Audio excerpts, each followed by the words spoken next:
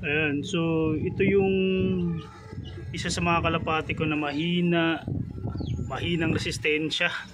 Ayan, so binili ko lang to dati kasi akala ko paris na.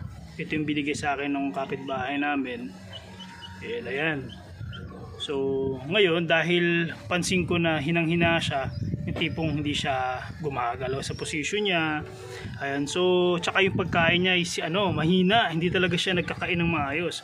Ngayon sinubuan ko siya. Subo, ito yung parang ikaw mismo yung magpapakain sa kanya kahit kayang-kaya niya na kumain. So ito yung gamit ko, yung ginagamit ko dati sa multi shop ko. Ayan, so gumamit lang ako ng chick booster. Tapos hinaluan ko nito. Ayan, hinaluan ko ng kulay pula. Tapos pinainom ko din ng vitamins, multivitamins.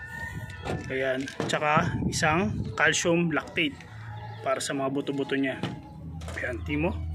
Napapagastos ako dahil sa iyo. Pero syempre good thing din kasi pwede ko 'to gamitin sa mga inakay. Ayan. So ayan, sinubuhan ko siya, tsaka papaliguan ko pa siya ngayon. Ayan. Tsaka magandang uri ng kalapati to. Tapos sasayangin ko lang. Plano ko nga sana pakawalan na lang to eh. Bahala na siya kung babalik siya sa akin o hindi eh. Ayan, mga kalapati ko. Pero dahil nga magandang klase, anong lahi ba to? Actually hindi ko siya alam eh, pero ang cute niya eh. Tsaka isa to sa parang maamong kalapati. Ayan. Susubuan, hindi ko pa tapos susubuan ko pa siya. Maubos ko yan. So bahala siya pag overbloated na siya.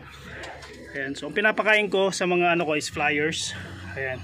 Hinaluan ko lang siya ng kulay pula, hindi ko na itanong kung ano yung tawag dyan. Tapos yung hinahalo ko sa tubig nila, itong Vitamin Pro. Yan. Tapos ito naman para sa susubukan kong subuan yung mga inakay para mas lumaki. Kasi may dalawa na akong inakay. So chick booster. So yan, ginamit ko chick booster din dito para, dapat sa mga inakay ito eh, sa dalawang inakay eh. Ayun, pero pinasubo ko na lang sa kanya kasi hindi siya nagkakain.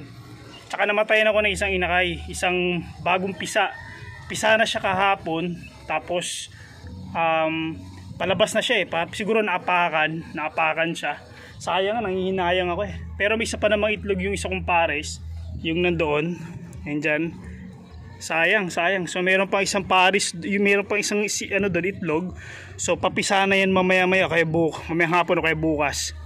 Ayan, so sana hindi na nila apakan. Ayan, so yun lang. Thank you for watching. Anong lahi pala to? Thank you.